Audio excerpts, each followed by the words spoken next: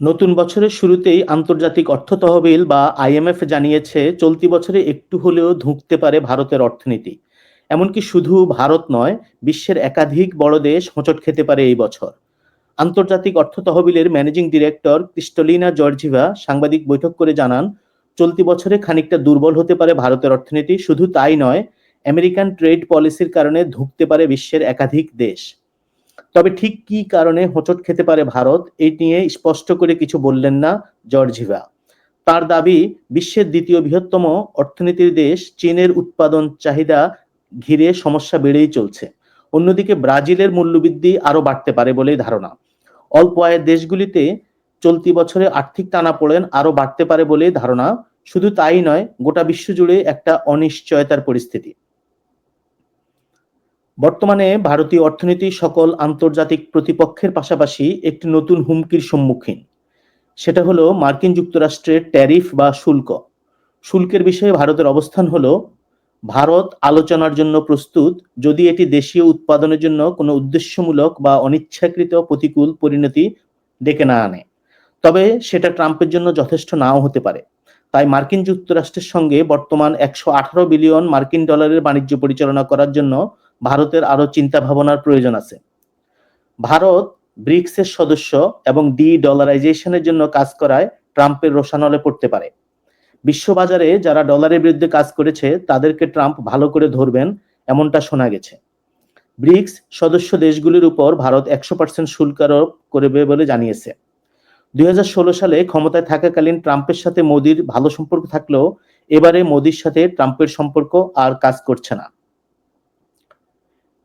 যুক্তরাষ্ট্রের উচ্চ দক্ষতা সম্পন্ন কর্মী ভিসাকে বলা হয় H-1B ভিসা। এই ভিসা নিয়ে সম্প্রতি বিতর্ক শুরু হয়েছে।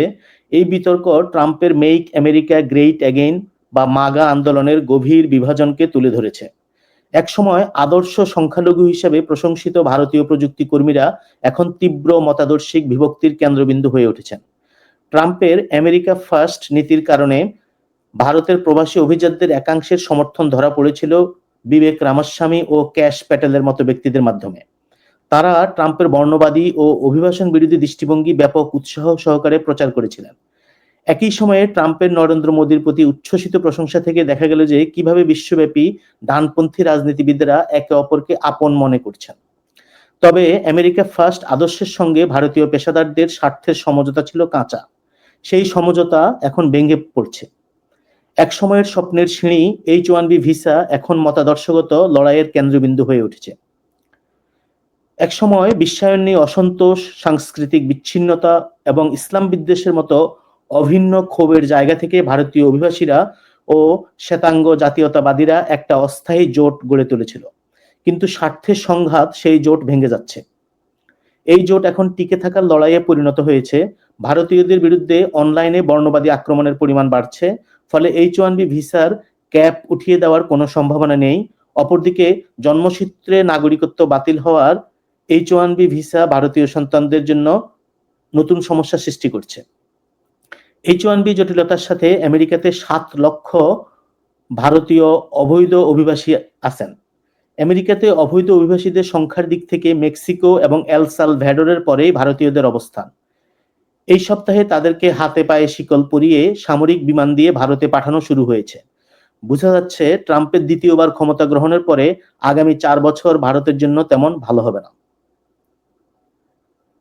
চাকরির অভাবে বর্তমানে ভারতের যুব প্রজন্মের একটা বড় অংশ ভবিষ্যৎ নিয়ে শঙ্কায় ভুগছেন।